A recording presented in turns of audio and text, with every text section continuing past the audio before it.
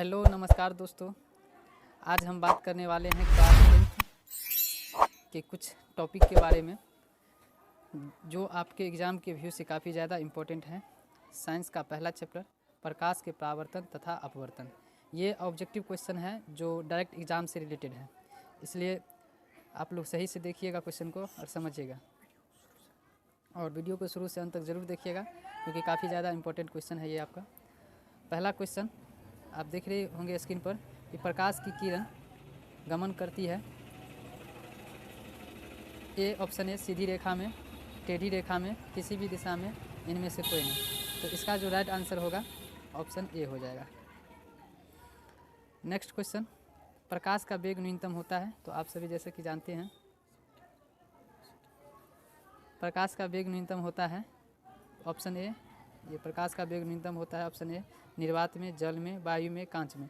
तो इसका जो राइट आंसर हो जाएगा कांच में होता है, यानी कि ऑप्शन नंबर डी हो जाएगा आपका।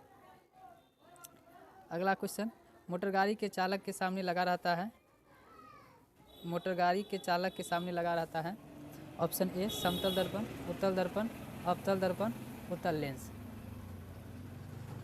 तो मोटर गाड़ी के चालक के सामने जो लगा रहता है वह आपका उत्तल दर्पण लगा हुआ रहता है, यानी कि ऑप्शन नंबर बी हो जाएगा। अगला क्वेश्चन, मोटर गाड़ी के हेडलाइट में किसका प्रयोग होता है। मोटर गाड़ी के हेडलाइट में, यानी कि आगा जो बल्ब जो जलता रहता है उसके हेडलाइट में कौन सा दर्पण रहता है।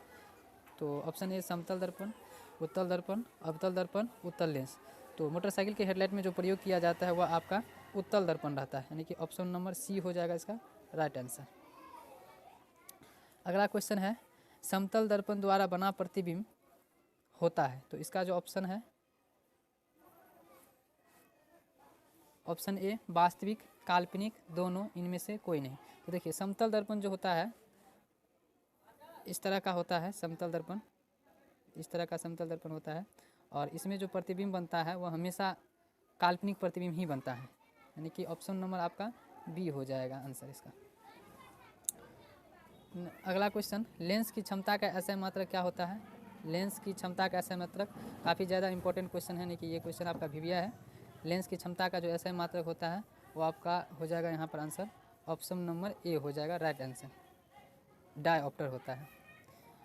और इसका जो प्रचलित मात्रक होता है वह प्रति मीटर होता है, यानी कि m का पावर -1 ये भी होता है। ये प्रचलित मात्रक हो गया, और ये ऑप्शन नंबर जो ए आप देख रहे हैं स्क्रीन पर डायऑप्टर, ये लेंस की क्षमता का एसआई मात्रक है। अगला क्वेश्चन, प्रकाश की किरणें का पथ दर्शाने वाले चित्र को क्या कहा जाता है। तो प्रकाश की किरणों का पथ दर्शाने वाले चित्र को क्या कहा जाता है। तो ऑप्शन नंबर ए किरण आरेख, फोकस, किरण पुंज, इनमें से सभी। तो इसका जो राइट आंसर हो जाएगा किरण आरेख हो जाएगा, यानी कि ऑप्शन नंबर ए हो जाएगा। अगला क्वेश्चन, 2D क्षमता वाले लेंस का फोकसांतर क्या होता है। तो देखिए यहाँ पर इसको हम लोग बनाते हैं 8 नंबर जो क्वेश्चन है आपका कि 2D क्षमता वाले लेंस का फोकसांतर क्या है। तो देखिए इसको बनाने से पहले आपको एक फार्मूला याद होना चाहिए, एफ बराबर सूत्र होता है 1/p, ठीक है। तो एफ बराबर 1/p। तो यहाँ पर p का जो मान दिया गया है आपका, यानी कि p बराबर जो दिया गया है, p बराबर आपको दिया गया है 2D, ठीक है। तो f निकालिएगा तो f बराबर हो जाएगा 1/2, और इसको आप डिवाइड करिए तो ये हो जाएगा 0.5, और ये 5 मीटर हो गया। इसको सेंटीमीटर में जब बदलिएगा तो आप इसको 0.5 × 100 कर दीजिएगा, तो ये आपका हो जाएगा 50 सेंटीमीटर। तो ऑप्शन में देख लीजिए 50 सेंटीमीटर कौन है, यानी कि ऑप्शन नंबर आपका डी हो जाएगा इसका राइट आंसर। तो अगला क्वेश्चन में चलते हैं, किसी उत्तल लेंस का फोकसांतर 50 सेंटीमीटर है। क्वेश्चन जो आपका 9 नंबर क्वेश्चन जो कर रहा है कि किसी उत्तल लेंस का फोकसांतर 50 सेंटीमीटर है तो उसकी क्षमता क्या होगी। तो यहाँ पर जैसा कि आप देख रहे हैं कि एफ का मान दिया गया है, और हमें पूछ रहा है, यानी कि एफ का मान आपका दिया गया है 50 सेंटीमीटर, यानी कि 8 का ठीक उल्टा क्वेश्चन है ये 50 सेंटीमीटर। आपसे पूछ रहा है कि पी बराबर क्या होगा। तो चलिए पी बराबर हम लोग फार्मूला जानते हैं, पी बराबर जो सूत्र होता है 1/f होता है। तो ये हो जाएगा आपका 1/f, एफ का मतलब यहाँ पे हो जाएगा 50।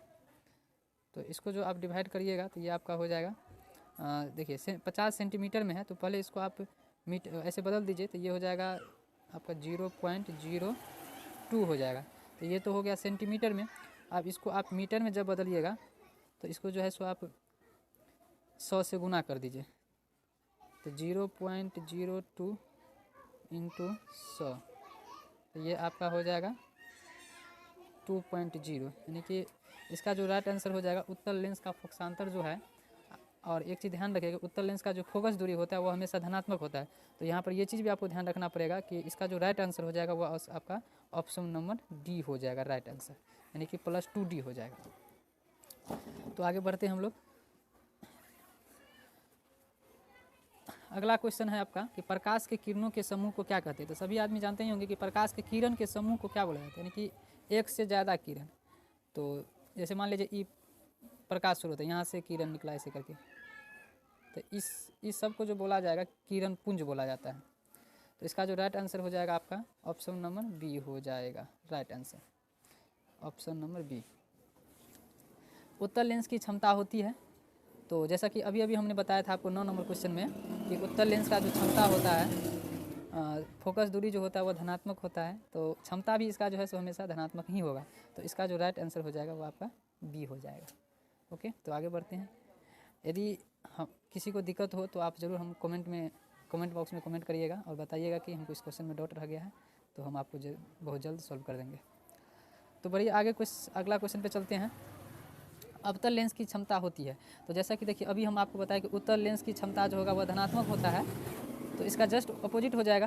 क्या है क्वेश्चन कि अवतल लेंस की क्षमता होती है, और अक्सर बच्चा इसी में कन्फ्यूज करता रहता है। इसलिए मैं आशा करता हूँ कि जो हमारे वीडियो को देख रहे हैं वह आप कन्फ्यूज नहीं करिएगा, और ये एग्ज़ाम से ही रिलेटेड है। मतलब 50% से ज़्यादा चांस है कि यही क्वेश्चन आपके एग्ज़ाम में आने वाले हैं, तो ज़रूर ध्यान से देखिएगा और शुरू से अंत तक ज़रूर एक बार देखिएगा। तो अवतल लेंस की जो क्षमता होगा, तो आप जल्दी से बताइए कि इसका क्या आंसर होगा। ऑप्शन ए ऋणात्मक, ऑप्शन बी धनात्मक, या दोनों, या इनमें से कोई नहीं। तो इसका जो राइट आंसर हो जाएगा वो आपका बी हो जाएगा। सॉरी बी नहीं होगा, इसका राइट आंसर जो हो जाएगा वो आपका ए हो जाएगा, ऑप्शन नंबर ए हो जाएगा। ठीक है, चलिए अब अगला हम लोग देखते हैं क्वेश्चन, आगे बढ़ते हैं। उत्तल लेंस को कहते हैं, तो देखिए उत्तल लेंस को क्या कहते हैं। यहाँ क्वेश्चन आपका है कि उत्तल लेंस को क्या कहा जाता है। ऑप्शन ए अभिसारी लेंस, उत्तल लेंस, अपसारी लेंस, और इनमें से कोई नहीं। तो इसका जो राइट आंसर हो जाएगा आपका ऑप्शन नंबर ए हो जाएगा, यानी कि उत्तल लेंस को अभिसारी लेंस कहा जाता है। तो इसका जस्ट उल्टा हो जाएगा। अवतल लेंस को क्या कहते हैं, अवतल लेंस को क्या कहते हैं। ऑप्शन ए अभिसारी लेंस, उत्तल लेंस, अपसारी लेंस, इनमें से कोई नहीं। तो इसका जो राइट आंसर जो आपका होगा, अवतल लेंस को जो कहा जाता है अपसारी लेंस कहते हैं, क्योंकि अवतल लेंस से जब भी अवतल लेंस ऐसा होता है अवतल लेंस, तो इससे जब भी प्रकाश गुजरता है तो प्रकाश फैल जाता है, ऐसे करके प्रकाश क्या होता है फैल जाता है, और फैलने का दूसरा नाम होता है अपसारी। तो इसलिए इसका जो राइट आंसर होगा वो आपका ऑप्शन नंबर सी हो जाएगा, अपसारी लेंस, यानी कि राइट आंसर सी हो जाएगा, ये सी हो जाएगा। आगे बढ़ते हैं हम लोग कि निम्न में कौन सा पदार्थ लेंस बनाने के लिए प्रयुक्त नहीं किया जा सकता है। तो इसका जो राइट आंसर हो जाएगा, ऑप्शन पहले देख लीजिए कि जल, कांच, प्लास्टिक, मिट्टी। मिट्टी से तो लेंस नहीं बनेगा, तो इसलिए इसका जो राइट आंसर हो जाएगा डी हो जाएगा, जिसका प्रयोग लेंस बनाने में नहीं किया जाता है। अगला क्वेश्चन, किस दर्पण से हमेशा वस्तु से छोटा प्रतिबिंब प्राप्त होता है। वस्तु से छोटा प्रतिबिंब प्राप्त होता है, तो इसका जो राइट आंसर हो जाएगा आपका बी हो जाएगा, यानी कि ऑप्शन नंबर बी उत्तल दर्पण। 17 नंबर क्वेश्चन आपका है, किस दर्पण से वस्तु का बड़ा प्रतिबिंब बनता है। तो इसका जो राइट आंसर हो जाएगा आपका, जल्दी से बताइएगा। ऑप्शन ए समतल, ऑप्शन बी अवतल, सी उत्तल, कोई नहीं। तो इसका जो राइट आंसर हो जाएगा आपका ऑप्शन बी हो जाएगा, यानी कि अवतल हो जाएगा। अगला क्वेश्चन बहुत इंपॉर्टेंट क्वेश्चन, प्रकाश के परावर्तन के कितने नियम हैं। तो प्रकाश के परावर्तन के कितने नियम हैं, तो पहले हम आपको ऐसे बता दें कि प्रकाश के परावर्तन के नियम क्या होता है। ये आपका समतल दर्पण हो गया, और ये आपका आपतित किरण हो गया, और ये इस तरह से परावर्तित किरण हो गया, और ये आपका अभिलंब हो गया। तो ये आपतन कोण हो जाता है, जिसको हम लोग आई से लिखते हैं, और ये परावर्तन कोण हो जाता है। तो यही किरण आरे की बनावट से आप प्रकाश के परावर्तन के नियम को समझ सकते हैं। तो प्रकाश के परावर्तन के जो नियम होते हैं वह जनरली 2 नियम होता है, ठीक है। तो इसका जो आंसर हो जाएगा आपका ऑप्शन बी हो जाएगा। देखिए सुन लीजिए कि प्रकाश के परावर्तन के 2 नियम क्या क्या है। आपतित किरण, परावर्तित किरण और आपतन बिंदु पर खींचा गया अभिलंब तीनों एक ही बिंदु पर होते हैं। दूसरा नियम है कि आपतन कोण और परावर्तन कोण बराबर होते हैं। तो इस तरह से हम लोग कह सकते हैं कि प्रकाश के परावर्तन के 2 नियम, यानी कि ऑप्शन बी हो जाएगा आपका राइट आंसर। क्वेश्चन नंबर 19, जब प्रकाश की किरण हवा से कांच में प्रवेश करती है तो मुड़ जाती है। जब प्रकाश की किरण हवा से कांच में प्रवेश करती है तो मुड़ जाती है। तो इसका फिगर से आप समझिए।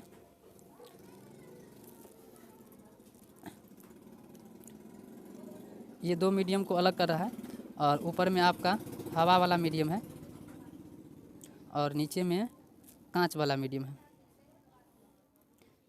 तो इस तरह से आप देखिए कि ये अभिलंब हो गया, प्रकाश ऐसे करके आएगा, ये आपतित किरण हो गया, तो ये सीधा नहीं जा करके अभिलंब की ओर मुड़ जाता है। तो इसका जो राइट आंसर हो जाएगा क्वेश्चन नंबर 19 का जो राइट आंसर हो जाएगा कि जब प्रकाश किरण हवा से कांच में प्रवेश करती है तो मुड़ जाती है अभिलंब से दूर, अभिलंब के निकट, अभिलंब के समांतर।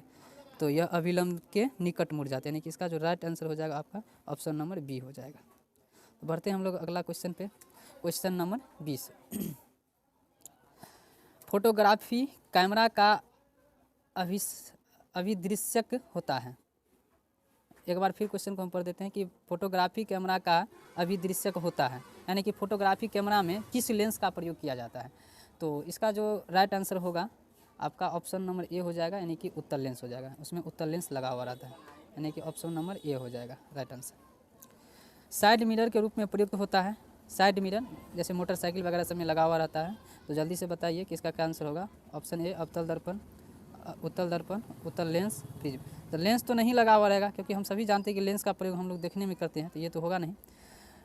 प्रिज्म भी नहीं होगा, तो होगा अवतल दर्पण और उत्तल दर्पण में। तो यहाँ पर जो इसका राइट आंसर होने वाला है वो आपका ऑप्शन नंबर बी हो जाएगा, यानी कि साइड मिरर के रूप में उत्तल दर्पण का प्रयोग किया जाता है। क्योंकि उत्तल दर्पण होता है कि वह विस्तृत क्षेत्र को ग्रहण करता है। आप देखे ही होंगे कि मोटरसाइकिल में जो दर्पण लगा हुआ रहता है कितना छोटा रहता है, लेकिन फिर भी पीछे से कोई भी गाड़ी उड़ी आता रहता है या कोई विस्तृत क्षेत्र होता है उसका प्रतिबिंब वह आसानी से उस दर्पण में बना देता है। तो इसका एक विशेषता ये भी है। यदि आपसे कोई पूछे कि साइड मिरर के रूप में उत्तल दर्पण का प्रयोग क्यों किया जाता है तो आप जवाब दीजिएगा क्योंकि उत्तल दर्पण जो होता है वह किसी विस्तृत क्षेत्र को ग्रहण करता है।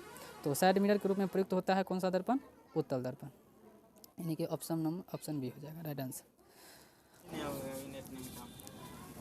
क्वेश्चन नंबर 23, निर्गत किरण एवं अभिलंब के बीच बने कोण को क्या कहते हैं। तो इसका जो राइट आंसर हो जाएगा ऑप्शन नंबर सी हो जाएगा, निर्गत कोण कहते हैं इसको। अगले क्वेश्चन की ओर बढ़ते हैं। क्वेश्चन नंबर 24, सरल सूक्ष्मदर्शी में किसका उपयोग होता है। तो इसका ऑप्शन हम लोग देखेंगे। ऑप्शन ए अवतल दर्पण, ऑप्शन बी उत्तल दर्पण, ऑप्शन सी अवतल लेंस, उत्तल लेंस। तो इसका जो राइट आंसर होगा वो आपका हो जाएगा सरल सूक्ष्मदर्शी में जो प्रयोग किया जाता है। क्वेश्चन है कि सरल सूक्ष्मदर्शी में किसका उपयोग। देखिए सूक्ष्मदर्शी जितना भी हो, सूक्ष्मदर्शी मतलब माइक्रोस्कोप जो भी होता है उसमें लेंस का ही प्रयोग किया जाता है। तो यहाँ पर दर्पण की कोई संभावना ही नहीं है, तो सी और डी में से कोई एक होगा, यानी कि आपका ऑप्शन नंबर डी हो जाएगा, यानी कि उत्तल लेंस हो जाएगा। ठीक है, अगले क्वेश्चन की ओर हम बढ़ते हैं। क्वेश्चन नंबर 25, किस लेंस के द्वारा सिर्फ काल्पनिक प्रतिबिंब बनता है। किस लेंस के द्वारा सिर्फ काल्पनिक प्रतिबिंब बनता है। ऑप्शन ए उत्तल, अवतल, बायफोकल, इनमें से कोई नहीं। तो इसका जो राइट आंसर हो जाएगा ऑप्शन नंबर बी हो जाएगा राइट आंसर, यानी कि अवतल दर्पण। अगले क्वेश्चन की ओर हम लोग बढ़ते हैं। क्वेश्चन नंबर 27, काल्पनिक प्रतिबिंब होता है। तो काल्पनिक प्रतिबिंब होता है, यहाँ ऑप्शन देख लीजिए, सीधा, उल्टा, दोनों, कोई नहीं। तो इसका जो राइट आंसर हो जाएगा आपका ऑप्शन नंबर ए हो जाएगा राइट आंसर, यानी कि हमेशा यह सीधा ही होता है। क्वेश्चन नंबर 28, लेंस में मुख्य फोकस की संख्या कितनी होती है। तो लेंस में जो मुख्य फोकस की संख्या होती है वो आपका 2 होता है, यानी कि ऑप्शन नंबर ए हो जाएगा इसका राइट आंसर। आगे बढ़ते हैं हम लोग अगले क्वेश्चन की ओर। सर्च लाइट का परावर्तक सतह होता है।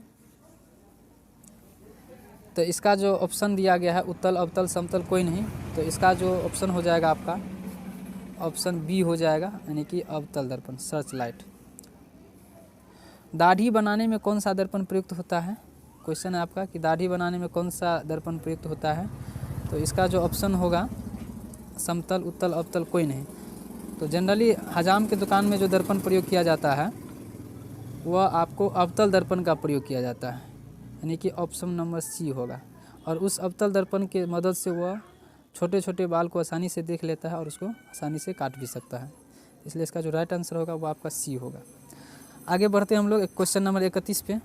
एक उत्तल लेंस की क्षमता 1 डायऑप्टर है तो उस लेंस की फोकस दूरी क्या होगा? 1 डायऑप्टर है, यानी कि P का जो वैल्यू आपको दिया गया है यहाँ पर, P का जो वैल्यू आपको दिया गया है 1 डायऑप्टर, तो आपको निकालना है यहाँ पर लेंस की फोकस दूरी। तो F बराबर जो फार्मूला होता है,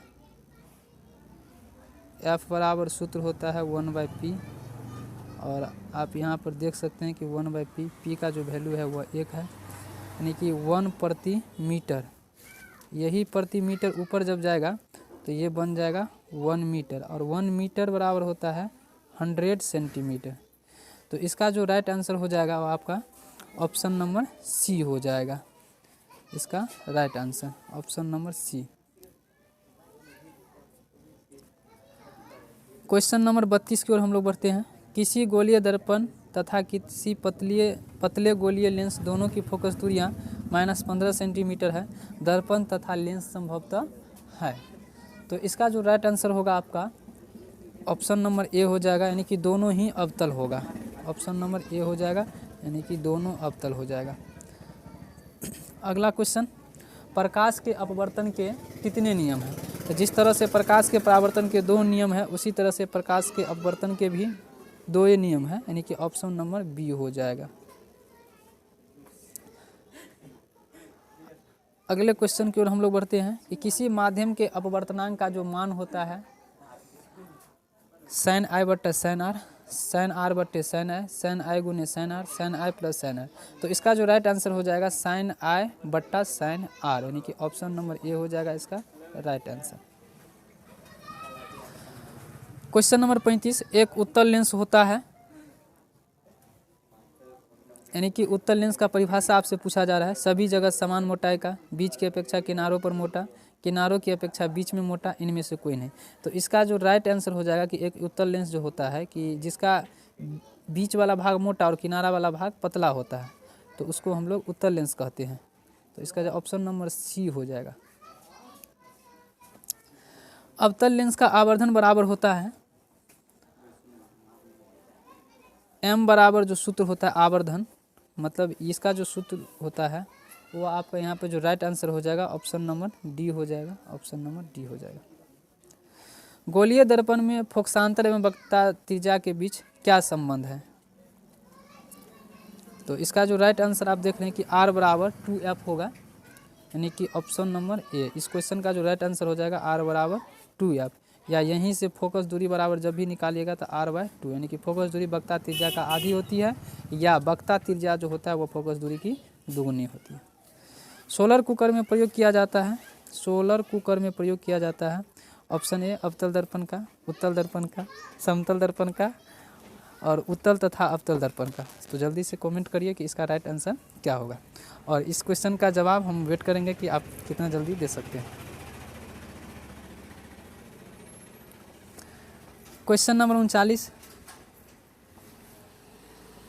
उत्तल लेंस में बना प्रतिबिंब होता है ऑप्शन ए बराबर और सीधा, वास्तविक और उल्टा, वास्तविक और सीधा, इनमें से कोई नहीं। तो इसका जो आंसर हो जाएगा उत्तल लेंस से बना प्रतिबिंब वास्तविक, वास्तविक और उल्टा, यानी कि ऑप्शन बी हो जाएगा इसका राइट आंसर। क्वेश्चन नंबर 40, उत्तल लेंस में जब बिंब f और 2f के बीच रखा जाता है, बिंब माने कि वस्तु हो गया, वस्तु फोकस और फोकस दूरी के दुगुनी दूरी के बीच जब रखा जाता है तो इसका प्रतिबिंब होता है बड़ा और वास्तविक, छोटा और वास्तविक, छोटा और काल्पनिक, बड़ा और काल्पनिक। तो इसका जो राइट आंसर हो जाएगा आपका क्वेश्चन नंबर 40 का जो राइट आंसर हो जाएगा आपका बड़ा और वास्तविक, यानी कि ऑप्शन नंबर ए हो जाएगा आपका इसका राइट आंसर। दो वक्रीय पृष्ठ, अगला क्वेश्चन है आपका कि दो वक्रीय पृष्ठ से घिरे ठोस माध्यम को क्या कहते हैं। तो ऑप्शन ए गोलीय दर्पण, त्रिज्या, गोलीय लेंस, समतल दर्पण। तो इसका जो राइट आंसर हो जाएगा आपका गोलीय लेंस, यानी कि ऑप्शन नंबर सी हो जाएगा। चलिए थोड़ा सा हम कलर चेंज कर लेते हैं। अगला क्वेश्चन यानी कि क्वेश्चन नंबर 42, वह गोलीय दर्पण जो बाहर की तरफ वक्रित होता है तो वह लेंस होगा, यानी कि ऑप्शन ए में है अवतल, बी में है समतल दर्पण, उत्तल दर्पण, इनमें से कोई नहीं।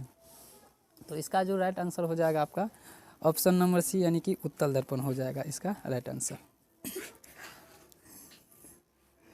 अब हमने जो पिछला क्वेश्चन छोड़ा था यानी कि क्वेश्चन नंबर 38, सोलर कुकर में प्रयोग किया जाता है। ऑप्शन ए अवतल दर्पण का, उत्तल दर्पण का, समतल दर्पण का, उत्तल तथा अवतल दर्पण दोनों का। तो इनमें से तो कोई एक ही होगा। तो इसका जो राइट आंसर हो जाएगा अवतल दर्पण का, यानी कि ऑप्शन नंबर ए हो जाएगा इसका राइट आंसर। चलिए तो हम लोग बढ़ते हैं अगले क्वेश्चन की ओर। ये हो गया था 42 तक हो गया। 43 नंबर क्वेश्चन, गोलीय दर्पण के परावर्तक पृष्ठ के केंद्र को दर्पण का क्या कहा जाता है, यानी कि यहाँ पर क्या कहा जाता है होना चाहिए था। तो इसका जो ऑप्शन है वो देख लीजिए, मध्य, ध्रुव, गोलार्ध, अक्ष। क्वेश्चन नंबर 43 का जो राइट आंसर हो जाएगा वो आपका ध्रुव हो जाएगा, यानी कि ऑप्शन नंबर बी हो जाएगा। हमारा किसी लेंस द्वारा उत्पन्न आवर्धन का ऐसा मात्रक है। देखिए आवर्धन जो होता है इसका कोई मात्रक नहीं होता है क्योंकि यह अनुपातिक राशि है। तो इसलिए इसका जो सही आंसर हो जाएगा आपका ऑप्शन नंबर डी हो जाएगा right answer. Question number 45, lens के केंद्रीय बिंदु को क्या कहते हैं। ऑप्शन ए वक्ता केंद्र, प्रकाशी केंद्र, द्वारा केंद्र, अक्ष केंद्र। तो इसका जो राइट आंसर आपका हो जाएगा 45 नंबर क्वेश्चन एक बार फिर सुन लीजिए कि लेंस के केंद्रीय बिंदु को कहते हैं वक्ता केंद्र, प्रकाशी केंद्र, द्वारा केंद्र, अक्ष केंद्र। तो इसका जो राइट आंसर हो जाएगा आपका ऑप्शन नंबर बी हो जाएगा, यानी कि प्रकाशिक केंद्र इसको बोला जाता है। क्वेश्चन नंबर 46, किसी शब्दकोश में पाए गए छोटे अक्षरों को पढ़ते समय आप निम्न में से कौन सा लेंस पसंद करेंगे। तो इसका जो ऑप्शन है 50 सेंटीमीटर फोकस दूरी का अवतल लेंस, 50 सेंटीमीटर फोकस दूरी का उत्तल लेंस, 5 सेंटीमीटर फोकस दूरी का अवतल लेंस, 5 सेंटीमीटर फोकस दूरी का उत्तल लेंस। तो इसका जो राइट आंसर हो जाएगा आपका 5 सेंटीमीटर फोकस दूरी का उत्तल लेंस, यानी कि ऑप्शन नंबर डी हो जाएगा इसका राइट आंसर। क्वेश्चन नंबर 47, इनमें से कौन दर्पण का सूत्र है। ऑप्शन ए 1/v + 1/u बराबर 1/f, 1/u - 1/v बराबर 1/f, 1/v + u/1 - 1/f। फिर इसके बाद है v/1 + 1/u - 1/f। तो इसका जो राइट आंसर होगा वो आपका हो जाएगा ऑप्शन नंबर ए हो जाएगा, यानी कि 1/f बराबर हो जाएगा आपका 1/v + 1/u। इसका राइट आंसर आपका ऑप्शन नंबर ए हो जाएगा इस क्वेश्चन का right answer.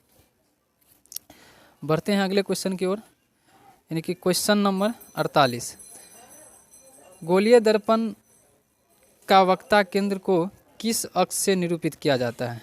Option A C, option B P, option C O, option D F. तो इसका जो राइट आंसर हो जाएगा आपको ऑप्शन नंबर ए हो जाएगा, यानी कि सी, ऑप्शन नंबर ए हो जाएगा इसका राइट आंसर। निर्वात में प्रकाश की चाल है, यहाँ पे मिस्टेक हुआ है थोड़ा सा, तो आप इसको चाल पढ़िएगा कि निर्वात में जो प्रकाश की चाल होती है वो आपका ऑप्शन नंबर ए हो जाएगा। और ये एग्ज़ाम के व्यू से काफ़ी ज़्यादा इंपॉर्टेंट क्वेश्चन है। और याद रखिएगा कि निर्वात में जो प्रकाश की चाल होती है वह 3 × 10⁸ मीटर प्रति सेकेंड होती है, यानी कि इस तरह से 3 लाख किलोमीटर प्रति सेकेंड भी हम लोग बोल सकते हैं। यदि ऑप्शन में ऐसा रहे तो कन्फ्यूज मत करिएगा, यानी कि ऑप्शन नंबर आपका ए हो जाएगा। क्वेश्चन नंबर 50, दंत विशेषज्ञ मरीजों के दांतों का बड़ा प्रतिबिंब देखने के लिए किस दर्पण का उपयोग करते हैं? जब कभी भी आप डॉक्टर के पास जाइएगा तो वहाँ पर जो दांत के डॉक्टर होते हैं वो हमेशा अवतल दर्पण का ही प्रयोग करते हैं, यानी कि ऑप्शन नंबर इसका ए हो जाएगा, यानी कि अवतल दर्पण। अगला क्वेश्चन नंबर 51, पतले लेंस की आवर्धन क्षमता होती है, पतले लेंस की आवर्धन क्षमता होती है, क्वेश्चन ये आपका है, पतले लेंस की आवर्धन क्षमता होती है ए कम, अधिक, संतुलित, सभी। तो इसमें से कौन सा आंसर होगा आपका? ए हो जाएगा, ऑप्शन नंबर ए हो जाएगा, यानी कि कम होता है। क्वेश्चन नंबर 52, मोटे लेंस की आवर्धन क्षमता होती है कम, अधिक, संतुलित, कोई नहीं। तो 51 नंबर क्वेश्चन का जस्ट उल्टा है यह, यानी कि अधिक हो जाएगा इसका राइट आंसर, यानी कि ऑप्शन नंबर आपका बी हो जाएगा इसका राइट आंसर। सॉरी, ये क्वेश्चन नंबर 52 का जो हो जाएगा ऑप्शन नंबर बी हो जाएगा, अधिक, यानी कि मोटे लेंस की आवर्धन क्षमता अधिक होती है और पतले लेंस की जो आवर्धन क्षमता होती है वह कम होती है, यानी कि ऑप्शन इसका ऑप्शन नंबर ए हो जाएगा और इसका ऑप्शन नंबर बी हो जाएगा। अगले क्वेश्चन की ओर बढ़ते हम लोग। क्वेश्चन नंबर 53, अवतल दर्पण के ध्रुव और मुख्य फोकस के बीच रखे बीम का प्रतिबिंब की प्रकृति होती है, यानी कि नेचर कैसा होता है अवतल दर्पण के ध्रुव और मुख्य फोकस के बीच जब वस्तु रखा हुआ रहेगा तो ये इसका जो राइट आंसर आपका हो जाएगा ऑप्शन नंबर बी हो जाएगा, यानी कि आभासी एवं सीधी, काल्पनिक और सीधी भी हो सकता है। तो इसलिए यहाँ पर ऑप्शन में मिस्टेक है, आभासी और काल्पनिक एक ही चीज़ होता है, तो ऑप्शन बी और सी आप दोनों ही दे सकते हैं। क्वेश्चन नंबर 54, उत्तल लेंस का प्रकाशिक केंद्र और मुख्य फोकस के बीच रखे वस्तु का प्रतिबिंब की प्रकृति होती है, तो इसका जो प्रकृति जो होती है वह हमेशा आभासी एवं सीधी होती है, यानी कि ऑप्शन नंबर इसका बी हो जाएगा। तो देखिए यहाँ भी थोड़ा सा मिस्टेक हुआ है कि आभासी एवं सीधी जो लिखा हुआ है और काल्पनिक एवं सीधी दोनों एक ही चीज़ है, आभासी और काल्पनिक एक ही चीज़ होता है, इसलिए कन्फ्यूज मत करिएगा, इसका भी आप बी और सी दोनों में से दे सकते हैं। क्वेश्चन नंबर 55, अवतल दर्पण के मुख्य फोकस पर रखे बीम का प्रतिबिंब की स्थिति होती है, अवतल दर्पण के मुख्य फोकस पर रखे बीम की प्रतिबिंब होती है ऑप्शन ए वक्ता केंद्र, मध्य बिंदु पर, अनंत पर, सभी पर। तो इसका राइट आंसर बताइए। इसका जो राइट आंसर हो जाएगा आपका सी हो जाएगा, यानी कि अनंत पर हो जाएगा। तो चलिए आज हमने क्वेश्चन जो किया 1 से लेकर के 55 तक, जो काफ़ी ज़्यादा इम्पोर्टेंट था बिहार बोर्ड वाले विद्यार्थी सब के लिए, और ये क्वेश्चन आपको 2022 में काफ़ी ज़्यादा इम्पोर्टेंट होगा, इसलिए अच्छे से तैयारी कर लीजिएगा। और ये फिजिक्स का फर्स्ट चैप्टर था, चैप्टर का नाम था प्रकाश के परावर्तन तथा अपवर्तन, ऑब्जेक्टिव क्वेश्चन था, और हम आशा करते हैं कि आप लोग समझे होंगे। चलिए आज जो है हम आप लोग को कुछ होमवर्क देते हैं, 5 क्वेश्चन हम आपको होमवर्क के रूप में देंगे, जो आपको कमेंट में इसका आंसर भेजना है। इसी चैप्टर से ये क्वेश्चन दिया गया है और इसका डिस्कशन भी हम कर देंगे अगले क्लास में। देखिए क्वेश्चन आपका 5 क्वेश्चन हम यहाँ पर छोड़ रहे हैं। 56 क्वेश्चन नंबर यह है कि उत्तल लेंस के मुख्य फोकस पर रखे प्रतिबिंब की स्थिति क्या होती है, आप ऑप्शन में से ढूंढ के बताइएगा। इसी तरह से अगला क्वेश्चन आपका है 57 हो गया, फिर इसे 58 हो गया, 59, 60, 61 तक है, मान लीजिए 5-6 क्वेश्चन हो गया। इस तरह से आपको इसका जवाब देना है, कमेंट में इसका जवाब दीजिएगा। तब तक के लिए धन्यवाद, और अगला वीडियो बहुत जल्द आने वाला है।